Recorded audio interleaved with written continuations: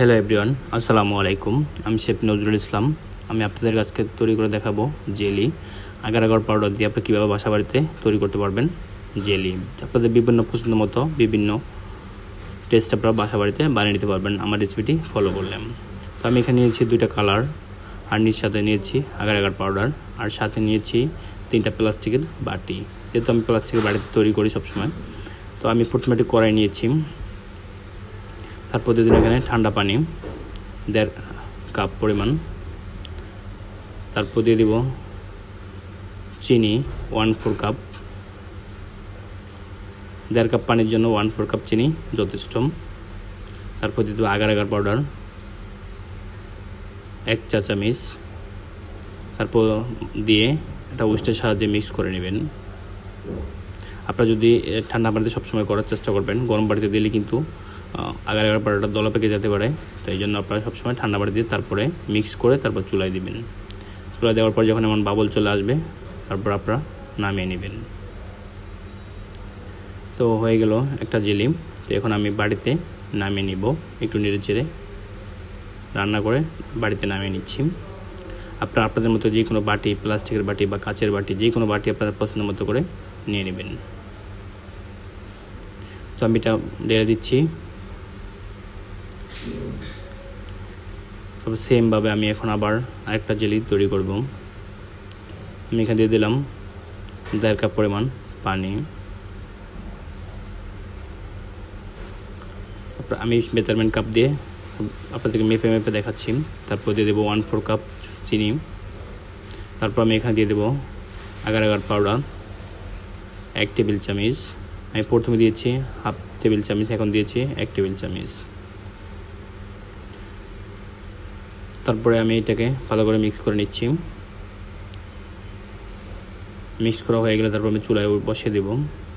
যেমন বাবল চলে আসবে তখন আপনারা উষ্টির সাহায্যে ভালো করে নেড়ে তারপর আবার অন্য একটা বাটিতে ঢেলে নেবেন। আপনারা আপনাদের পছন্দ মতো করে বাটি নিয়ে নেবেন। আর এখন আমি এটা কালার মিক্স করব। আপনারা আপনাদের মতো করে কালার মিক্স করে নিতে পারেন। আমি এখন এখানে কালার মিক্স করে নিচ্ছি।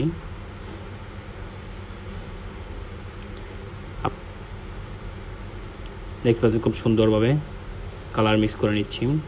হয়ে গেলো মিক্স করা কালার। তখন আমি এখন অন্য আরেকটা জেলি তৈরি করব। সেমভাবে আমি নিয়ে নিচ্ছি 1.5 কাপ পানি।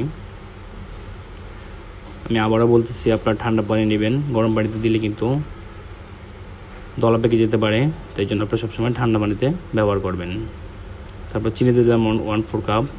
তারপর আগার আগার পাউডার দিয়ে দিলাম 2 চা চামচ থেকে একটু বেশি, 2.5 চা চামচ। এই জেলিটা এবার 2.5 চা চামচ দেওয়ার কারণটা হলো, আমি আপনাদের পরে বলছি।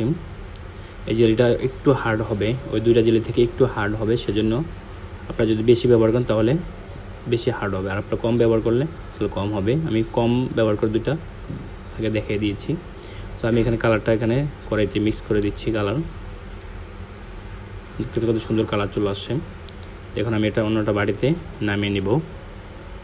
তো আমার রেসিপিটা আপনাদের কেমন লেগেছে? আমার রেসিপি ফলো করলে আপনারা খুব সহজে বাসা বাড়িতে খুব মজাদার জেলি তৈরি করতে পারবেন। তো আমি এখন একটা ফ্যান রেখে ফ্যানের সামনে 30 মিনিট রেখে দিব।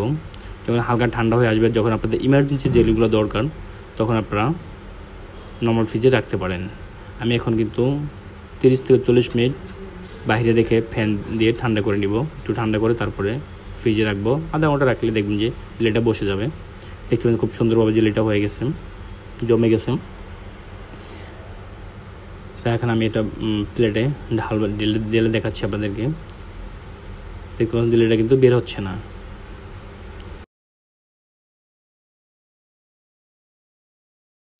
আমি ছুরি দিয়ে চারদিক থেকে একটু সুন্দর করে